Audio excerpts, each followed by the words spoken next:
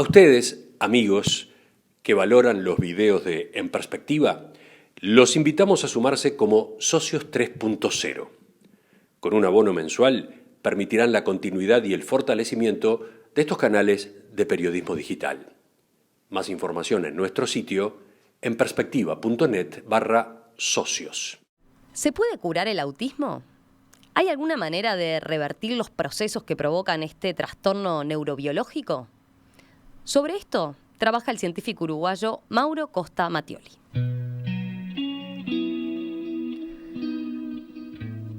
Nacido en Tala, hoy con 43 años, dirige el Centro de Investigación del Cerebro en la Facultad de Medicina de Baylor, en Texas, Estados Unidos. Ocupa hace 10 años ese puesto y junto a su equipo desarrolló investigaciones en roedores para revertir los procesos neuronales que provocan comportamientos similares a los que tienen los humanos que padecen autismo. Esos experimentos fueron un éxito y ahora comienza la etapa preclínica, es decir, la etapa anterior a la realización de test con hombres y mujeres. Bueno, ¿cómo fueron los estudios? ¿Qué pasos se deben dar para realizar exámenes con humanos? ¿Qué chances hay de encontrar lo que podría ser una cura del autismo? Vamos a conversarlo en los próximos minutos con el doctor Mauro Costa Mattioli, aprovechando que está aquí nuevamente, es de los tantos uruguayos que vuelve por estas fechas al Uruguay. ¿Qué tal? Buen día, un gusto. ¿Qué tal? Gracias por tenerme acá. ¿Viene seguido habitualmente al Uruguay? No muy seguido, pero una vez cada 2 años quizás en esta fiesta no está mal volver. Decía yo recién que en la presentación que hace 10 años que ocupa este cargo, ¿no? Del que mencionaba, pero hace más que se fue del país. Y quizá ahora en marzo va a ser 20 años que me fui de Uruguay. 20 años. ¿Y por qué decidió emigrar? ¿Porque lo que usted estudia como tal no se podía desarrollar acá? ¿Cuál fue el motivo? Hace 20 años quizás pensé en la posibilidad de capacitarme nada más. Entonces una vez que salí y me formé en otros países y vi cómo la ciencia era, el destino ha llevado que me haya quedado allá, pero el objetivo principal fue capacitarme. Repasando el archivo, ayer veíamos que en el 2005 lo habíamos entrevistado aquí en Perspectiva, siendo en aquel momento muy joven, 28, 29 años, por el aporte que había hecho al combate al mal de Alzheimer, ¿no? Que también había sido publicado en una revista prestigiosa en materia académica, y básicamente lo que había estudiado era la relación entre una proteína determinada y el funcionamiento de la memoria. Muy brevemente, ¿en qué está esa investigación? Bueno, esa investigación de manera satisfactoria ha servido de base para muchos investigadores e incluso empresas farmacéuticas que han desarrollado drogas para aumentar o modular la actividad de esta molécula, y como consecuencia en roedores y incluso en aves, etcétera, ha tenido un efecto muy positivo. Y bueno, tenemos una historia ahora que no se las puedo contar porque está siendo analizada, pero es algo que esto lleva tiempo, pero que ha crecido de manera significativa y estamos muy esperanzados con lo que tenemos, pero por ahora no Vamos a tener novedades próximamente, prometemos. Sí, no sé cuándo, pero pronto va a ser. Felipe. Bueno, vengamos un poquito a la actualidad, ¿no? Comencemos por repasar el trabajo que realiza el Centro de Investigación del Cerebro en la Facultad de Medicina de Baylor. ¿Qué tipo de investigaciones se hacen ahí?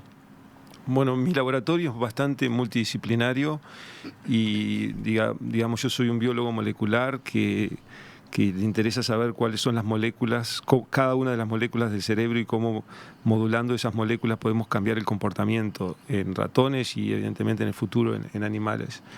Entonces trabajamos con biología molecular, pero también con comportamiento, ponemos electrodos en la cabeza de los animales, medimos la actividad eléctrica o sináptica del cerebro, es bastante multidisciplinario. ¿Y cómo fue que llegaste tú a trabajar en ese centro? Y después de hacer mi postdoctorado en Montreal, en McGill, uno sale como al campo de trabajo donde hay ofertas, y bueno, tuve la suerte de tener 2 o 3 ofertas que eran buenas, y el centro médico donde estoy es el centro médico más grande del mundo, y a lo que yo hago necesita de experiencia de muchos campos, creo que me servía estar ahí y bueno, finalmente decidí establecerme ahí en estos primeros 10 años. Pero ese centro médico estudia varias patologías, podemos decir, porque tú estás enfocado en, concretamente ahora, esta investigación en torno al autismo, pero en realidad estudia varias cosas, distintas disciplinas y Sí. distintas enfermedades. El centro médico donde yo estoy en el Colegio de Medicina de Baylor, pero enfrente está el MD Anderson, que es uno de los centros de cáncer más grandes que hay en el mundo. De hecho, el premio Nobel de cáncer de este año, el premio Nobel en medicina de este año viene de ahí, o sea, enfrente al laboratorio donde yo estoy. Está la Universidad de Rice, que es muy buena en ingeniería, está la Universidad de Texas, y ahí, como se puede imaginar, hay gente que está trabajando, investigadores en temas muy variados, desde cáncer a diabetes, a infecciones virales, y bueno, y en el departamento de neurociencia donde estoy estamos interesados en saber cómo el cerebro funciona y cómo lo podemos modificar. Y entre eso eligieron el autismo como un tema a tratar, a investigar. Digo, porque es una patología que estamos en los últimos tiempos, da la impresión de que empezamos a familiarizarnos más, empezamos a escuchar más hablar del autismo, ¿no? Mi laboratorio está interesado en analizar lo que se llama comportamientos que son complejos. Y en el caso del autismo, algunos de esos comportamientos funcionan mal. Y en el 2014 o algo, me interesó ver cómo factores ambientales pueden cambiar el comportamiento de los animales, y de hecho hay factores ambientales que están asociados al autismo. Se sabe bastante más de factores genéticos, una mutación genética que causa el autismo. Y bueno, y de ahí es que surgió esta conexión entre microbios que están en el intestino y cómo ellos pueden modificar la cabeza, pero fue totalmente al azar. Bien, pero hablando del autismo, a ver, para entenderlo, ¿no? Como tal, estamos hablando de un trastorno neurobiológico del desarrollo, ¿no? Que ya se manifiesta durante lo que son los primeros años de vida de los pequeños, ¿no? Y es una cuestión que perdura a lo largo de todo el ciclo vital. Las cifras, bueno, se manifiesta en lo que son las deficiencias persistentes en la comunicación y en la interacción social, y las cifras realmente son impactantes, ¿no? Estamos hablando de que en Uruguay entre 30.000 y 35.000 uruguayos presentan este trastorno. ¿Qué más podemos agregar? En realidad, uno no sabe si ese aumento o esa cifra que usted dice es debido a que hay, entre comillas, una epidemia, o hemos mejorado en el diagnóstico. Que antes quizá había chicos que tenían autismo y el diagnóstico fallaba, y de hecho algunos de mis colegas dicen que estamos reclasificando cosas que antes estaban diagnosticadas de otra manera. Pero hay 3 maneras que sabemos que puede el chico o el paciente tener autismo. Uno es una mutación genética, otro son factores ambientales, y lo otro es lo que se llama son casos idiopáticos, casos que no encontramos la razón, y esos son la mayoría de ellos. Y lo complejo de esto es, como tú mencionabas, es que hay 3 patas, digamos, que definen el autismo. Uno es la comunicación, el otro los problemas sociales, y lo tercero son el comportamiento repetitivo. Para eso no tenemos nada eficiente hoy en día, y si pudiéramos tener algo que pudiera atenuar, yo creo que alguien mencionó cuando estaba afuera, escuché decir curar, que me parece que es una exageración. Si uno podría tratar o mejorar alguno de esos síntomas, yo creo que... Se trata de eso, de mejorarle la calidad de vida a esos pacientes, ¿no? Claro, y bueno... Como tal, dicen no tendría cura. Hoy en día, hoy no hay, pero hoy no hay ni siquiera para tratar eficientemente ninguno de esos síntomas. Entonces digo, yo creo que lo más, para que la gente no se lo entienda bien, primero que todo esto que hemos hecho lo hemos hecho en ratones, eso es bastante importante subrayar, y lo segundo es que es tratar de apalear esos síntomas de manera efectiva. Y si podemos curarlo, erradicarlo totalmente, es que sería un sueño, bueno, pero yo creo que la primera etapa sería esta.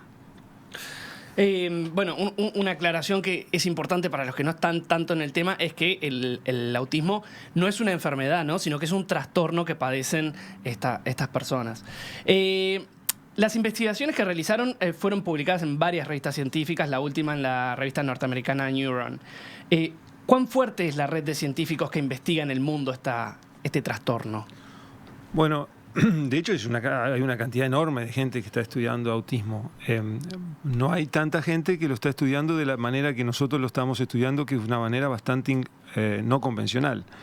La no convencionalidad viene de que nosotros estamos tratando el cerebro desde el intestino. Una conexión que quizás si tuviéramos esta conversación hace 10 años sería impensable. Hoy también es impensable encontrar una bacteria que podamos utilizar para tratar el cerebro. Entonces esa puerta se abre y hay mucha gente que está reticente a esa idea, pero los datos están siendo bastante abrumadores. Entonces digo, se abre una esperanza y una llavecita que antes no existía. Aquellos que tienen un pensamiento científico, pensamiento clásico, que están usando maneras de modificar el cerebro, tampoco han sido muy exitosos. Para aclararle un poco a los oyentes, porque estamos metiéndonos en temas un poco complicados, científicos, sí. Hablabas del intestino recién, hablabas de una bacteria, hablabas de influir en el cerebro. Tratemos de bajar eso a tierra. ¿Cómo es que funciona? ¿Cómo es que han sido estos experimentos que han hecho con ratones? Quizás primera consideración es por qué los ratones, ¿no? Porque uno puede decir, estudiaron el caso en ratones con autismo. ¿Los animales pueden tener autismo como tal? Sería entre comillas. De manera de estudiar una enfermedad, lo mejor es conseguir un modelo, 1, 2 o 3 modelos, que mimetice un poco lo que ocurre en el humano. Porque no podemos hacer experimentos en humanos de esta índole. Entonces, lo que nosotros hemos hecho en este último estudio, hemos estudiado ratones que tienen autismo con diferente origen. Autismo que puede ser asociado a una mutación.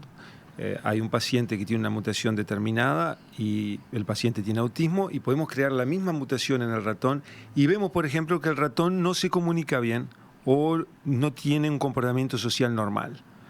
Entonces, ahí vemos que el síntoma, uno de esos síntomas que tiene el paciente, lo podemos recapitular en el ratón. ¿Por qué ratones? Porque, por ejemplo, genéticamente son fáciles de modificar y, tienen un tamaño bastante pequeño, 25 gramos o algo. Podemos hacer muchos experimentos con ellos y hoy en día han sido uno de los pilares para generar lo que se llama datos preclínicos para cáncer o para otras disciplinas, diabetes, lo que sea. Entonces, es por eso que utilizamos ratones para hacer estos estudios. Y después, ahora sí, lo que decía Felipe.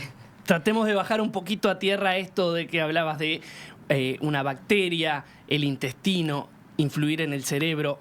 ¿Cómo es este proceso? Bueno, primero que hay una conexión entre la cabeza y el cerebro. Y de hecho, si yo no te mirara la cara y pudiera mirar la contracción de tu intestino alto o bajo, en función de la contracción yo puedo predecir si vos estás contento o si tenés depresión o incluso si estás enojado por algo. Entonces, mirando el intestino o la función del intestino, yo puedo predecir tu mood, no sé cómo se me acuerdo, como tu ánimo. Tu ánimo, exacto. Estado de ánimo. Entonces, hay condiciones en que cuando eso se vuelve crónico, puede llegar a patología. Entonces, hay una conexión que existe.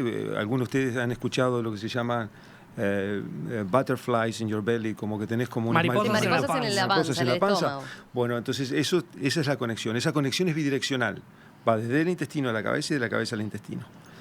Lo que nosotros encontramos en el 2016 fue que una bacteria que está en el intestino es capaz de modificar el comportamiento social, y en este último estudio hemos encontrado el mecanismo por qué lo hace y hemos encontrado que aparentemente es aplicable para todos los modelos de ratón con diferentes orígenes de autismo.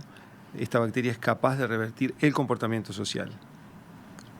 ¿Cómo actúa esa bacteria como tal? Entonces, ahora con esta última etapa de la investigación, ¿no? Lo que encontramos son dos cosas a nivel de lo que se llama el mecanismo de acción de esta bacteria. Encontramos que se comunica mediante un nervio que se llama el nervio vago, que es como una autorruta que va desde el intestino hacia la cabeza.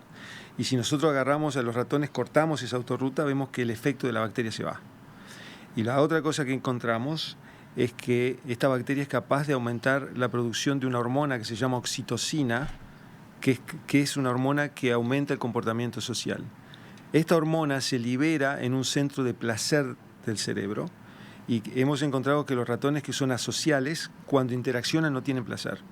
Entonces, ¿para qué seguir interaccionando? Nosotros, aquellos de origen latino, nos gusta interaccionar y creo que tenemos cierto placer en hacerlo. Y vemos que cuando le ponemos la bacteria de vuelta, ahí la interacción ya se vuelve placentera y pensamos nosotros que ese es uno de los mecanismos por el cual estos chicos o las personas que tienen autismo tienen una deficiencia social. Porque no hay reward, no hay placer en tener una interacción. Entonces nosotros pensamos que esta es la razón por la cual no interaccionan. Uh-huh. Y la bacteria como tal, primero, ¿de qué forma se le inyecta a los ratones o cómo se descubrió que esa bacteria puede resultar eficiente entonces a la hora de comenzar un tratamiento en ratones? En el 2016 lo que hemos encontrado es que la dieta que es rica en grasa en las madres elimina la bacteria del intestino de la madre y de la progenie. La progenie recibe la bacteria de la mamá y en la ausencia de esa bacteria, los ratones que son hijos de mamá ratones, que son obesas, desarrollan comportamientos asociales.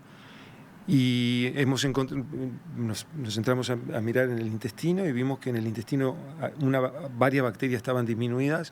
Una de esas se llama Lactobacillus reuteri y vimos que cuando las poníamos de vuelta esa bacteria que faltaba, éramos capaces de recuperar el comportamiento social. Entonces, de ahí que de algo totalmente al azar, uh-huh, hemos encontrado que, ahora tenemos otras bacterias, etcétera, que no puedo comentar, porque todavía está en estado experimental, pero hemos encontrado esa sorpresa que, podemos modificar la cabeza mediante una bacteria, algo que incluso hoy me fascina cuando pienso, no estaba en los planes. ¿Cómo dijimos el nombre de la bacteria? Se llama Lactobacillus reuteri, o en inglés se llama reuteri. Que dijimos está, entre otras cosas, en la leche materna. Fue aislada originariamente de leche materna de una mujer en Perú. Lo que ha ocurrido es que con el cambio de dieta, etcétera, esa bacteria se ha ido eliminando de nuestra población. Si uno va a poblaciones nativas, uh-huh, es altamente probable que uno lo encuentre. O si podemos encontrar microbios o, materia fecal que esté en buen estado en el 50 o anteriormente, la bacteria estaba. Ahora, un colega mío de Alberta, que se llama James Walter, ha estudiado la ecología de esa bacteria y se ha mostrado que esa bacteria, debido al cambio de dieta o quizás estrés, ha sido un poco eliminada de la población. Y eso es lo que puede explicar lo que decíamos hoy más temprano cuando hablábamos del autismo, la mayor cantidad de casos que parece haber.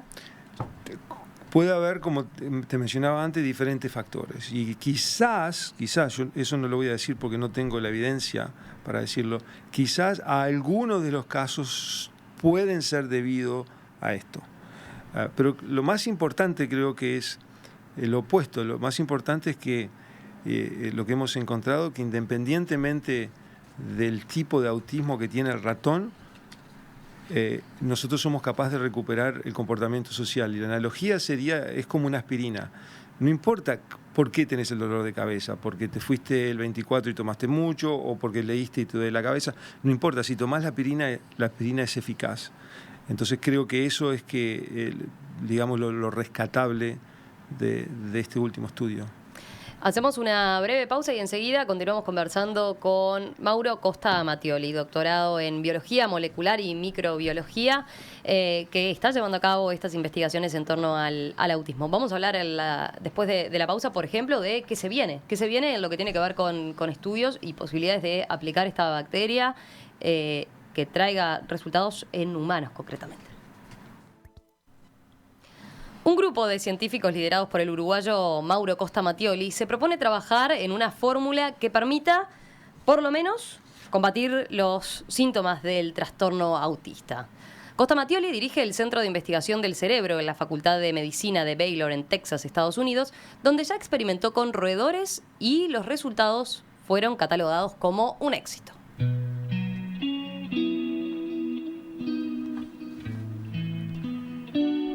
Recién conversábamos con él a propósito de la investigación que llevaron a cabo en los ratones a los que se les hizo tener los mismos síntomas que una persona autista y los resultados que venían dando esas investigaciones. Ahora, Felipe, si te parece, enfoquémonos en lo que viene y en lo que más expectativas genera, ¿verdad?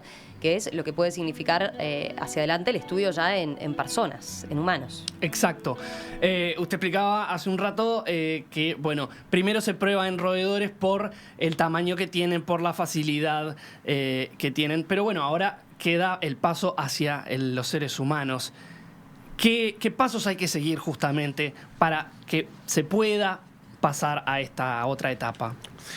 Bueno, esto es incluso más difícil de lo que uno pensaría porque no es la ruta clásica. La ruta clásica de una droga es que tiene que ser aprobado por la FDA y bueno, y hay ciertos requisitos, etcétera, que uno tiene que seguir para que esa droga sea aprobada. Aclaremos que la FDA es la Agencia Federal de Drogas de Estados Unidos. Entonces, a lo que todavía nadie ha conseguido tratar una enfermedad con una bacteria, las normativas en este momento se están escribiendo.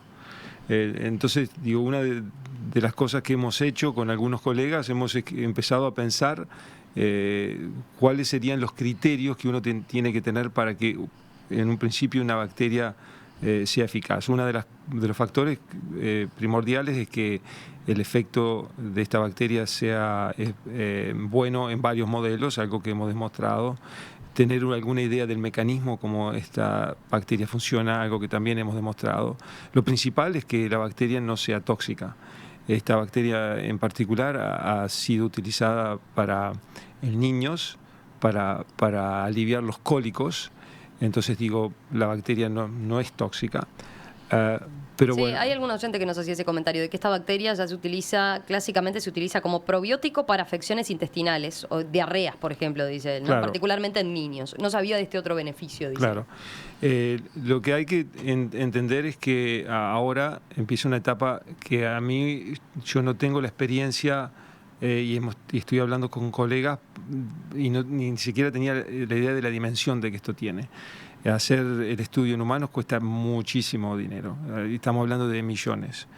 Entonces, lo importante ahora son varias etapas. Primero, tener un mejor entendimiento si esta bacteria tiene algo en particular que otras bacterias, otros vecinos, otros primos lactobacillus no lo tienen. Nosotros hemos mostrado y tenemos otros resultados que muestran que hay algo en esta bacteria que es bastante especial. Quizás una molécula que de hecho se puede utilizar después para tratamiento. Entonces es una etapa que estamos haciendo a nivel de mi laboratorio que lo puedo hacer. Después va la etapa de encontrar poblaciones de personas con autismo donde podemos hacer el estudio. Eso se tiene que seleccionar de manera específica, se tiene que crear un grupo de médicos que puedan analizar el comportamiento de los chicos, tenemos que entrar a ver las diferentes dosis, algo que el oyente tiene que saber y que voy a hacer hincapié: no se vaya a automedicar, no vaya a la farmacia o al supermercado a comprar esto. ¿Por qué? Porque nosotros hemos encontrado que bacterias muertas no tienen ningún efecto y lo que hemos encontrado que dentro de esta bacteria Reuteri hay diferentes cepas, 6475, 17938, etc. No todas son eficaces. Entonces lo importante ahora, y yo entiendo, porque me escriben muchos papás, etc., Claro, una vez que esta investigación se hizo pública, digamos, en revistas académicas prestigiosas incluso, Claro. obviamente los padres que tienen niños con autismo salen desesperadamente Claro. a consultarlos y a ver la posibilidad de directamente probar con Claro. este mecanismo. Pero al no saber la dosis que es requerida en humanos, usted se puede automedicar con una dosis 10 veces menor o 100 veces menor y la conclusión es que, esto no hace nada. No, en realidad hace, simplemente usted está tomando la mala dosis porque no sabe cuál es la dosis que tiene que utilizar o está tomando una cepa que nosotros hoy sabemos que no es eficaz. Entonces, de ahí es que estamos pensando un estudio donde podamos generar esta bacteria, digamos, en masa y ver si podemos avanzar y testear si lo que nosotros encontramos en ratones en realidad pasa en humanos. Uh-huh.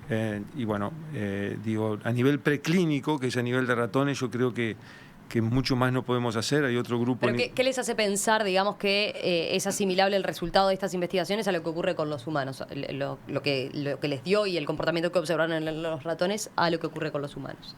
Porque, por ejemplo, hay pacientes que tienen mutaciones en la vía esa de la oxitocina y desarrollan autismo. Si agarramos pacientes y le ponemos oxitocina en la nariz intranasal, la oxitocina, de una manera transitoria, lamentablemente, puede mejorar el comportamiento social, de la misma manera que lo hace en ratones. Si le metemos la misma oxitocina en la nariz a los ratones que tienen problemas sociales, también lo podemos mejorar. Entonces hay muchas congruencias que nos hacen pensar que el mecanismo de acción es el mismo y ese mecanismo es aplicable en humanos. Ahora, que sea eficaz en humanos, esto es ciencia, está completamente fuera de mis manos. Hay que testearlo y testearlo de manera seria. Hablaba del efecto transitorio de la oxitocina. En este caso, en el de la bacteria, ¿sería un efecto transitorio o un efecto permanente? Sería un efecto permanente si usted, como hicimos nosotros se le administramos la bacteria en el agua. Entonces los ratones tomaban agua y al tomar el agua constantemente estaban tomando la bacteria. La diferencia de la oxitocina dada, lo que se llama exógena o de afuera, es que esto es la oxitocina que produce el cuerpo en maneras, entre comillas, fisiológicas. Entonces serían un aumento constante mientras que usted tome esa bacteria. ¿Los estudios serían en niños exclusivamente o también puede ser en adultos? Esas son cosas que tengo que hablar con los clínicos y encontrar poblaciones. Una de las cosas que se me ocurre a mí, por ejemplo, es hacerlo en pacientes que han mostrado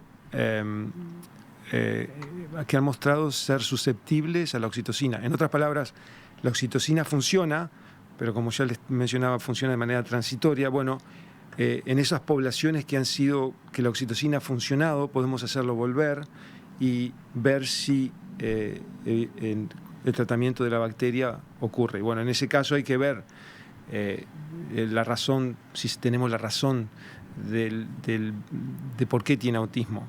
Y bueno, entonces hay un análisis que hay que hacerlo bastante difícil, pero bueno, es la parte que hoy yo no tengo la experiencia para decirte una respuesta certera. ¿Y la parte clínica sería en Estados Unidos? La parte clínica puede ser en Estados Unidos. De hecho, he estado hablando con colegas en Alemania que están muy interesados en hacerlo. Bueno, entonces digo, una vez que la fórmula tenemos un buen plan de ataque, yo creo que no importa dónde el trial se hace, si se hace en Estados Unidos, si se hace en Europa o se hace en otro lugar. Y además la idea sería trabajar con médicos especialistas en el trastorno del espectro autista, ¿no? Claro, ahí Mauro está completamente fuera. Claro. Digo, porque yo no puedo analizar pacientes, no tengo la capacidad para analizarlo, entonces tiene que ser un médico que vea al paciente antes del tratamiento y después del tratamiento. Y la mitad del grupo o algo así no se le va a dar nada o se le va a dar un vasito y el paciente piensa que está tomando, o el padre del paciente piensa que está tomando algo. Es completamente lo que se llama ciego. Es un estudio, como hacemos todos los experimentos, son ciegos. El experimentador, en este caso el que mide el paciente, no sabe hasta el final del tratamiento cuál era tratado y cuál no era. Un comentario de un oyente dice: disculpen, pero estoy harto de que le roben la plata a los padres de los niños autistas. Porque lo menciono porque, claro, obviamente este tipo de iniciativas genera muchísimo entusiasmo y quizás expectativas, ¿verdad?, de lo que puede significar mejorar la vida, la calidad de vida de los pacientes, de los chicos que sufren este trastorno. Pero en definitiva, ahora, ¿en cuánto podemos llegar a ver que estos estudios pasen a tener entonces esa validación, digamos, y que se empiece concretamente a experimentar en humanos? O sea, si yo tuviera la respuesta, sería muy fácil, digamos. Ahora, hay dos escuelas. La escuela de quien escribe, bueno, no investiguemos más. Claro. No investigamos más. Y digo, yo no creo que nadie le está robando nada a los chicos, simplemente... o a los padres de los chicos. Simplemente hay un grupo de gente que estas enfermedades del cerebro nos han agarrado desapercibidos. No tenemos nada efectivo para la ansiedad, no tenemos nada efectivo para el Alzheimer, no tenemos nada efectivo para el Down syndrome, etc. Hace 30, 40 años no teníamos nada para el cáncer. Y hoy tenemos, y quizás esa persona o alguno de sus parientes se han visto beneficiados por alguno de esos tratamientos. No te puedo decir si funciona, porque no lo sé. Pero lo que le digo a él y a los otros chicos, que hay un grupo de gente que estamos interesados o que nos despertamos todas las mañanas pensando cómo podemos mejorar la calidad de vida de estos chicos. Esto es ciencia. En ciencia se falla mucho. De hecho, fallas la mayoría de las veces. Pero bueno... No, por eso también me parece importante un aspecto no menor es cómo se comunica esto, ¿no? Y por eso usted ha sido a lo largo de la entrevista como muy cauto en ir diciendo, bueno, esto es lo que se hizo, todavía queda mucho por seguir averiguando, por seguir conociendo, pero bueno, en ese proceso estamos, ¿no? Yo te cuento a nivel científico lo que ocurre. Yo entiendo que tiene una derivación en los pacientes, etcétera. Pero ahora estamos en etapas bastante más serias. Si esto no funciona, bueno, habrá otros mecanismos, habrá otros colegas que van estudiando mirando el problema de diferentes ángulos, pero quien no intenta nada, no gana nada. Entonces, ciencia es mucho intentar y bueno, y ver si esto funciona. Mauro Costa Mattioli, doctor en Biología Molecular y Microbiología por la Universidad de Nantes en Francia, director actual del Centro de Investigaciones del Cerebro, la Facultad de Medicina de Baylor en Texas, Estados Unidos. Gracias, gracias por compartir entonces estos avances en la investigación y seguimos atentos a ver a cómo continúa entonces este proceso en busca de aliviar el trastorno, los síntomas por lo menos del trastorno autista. Gracias por tenerme acá.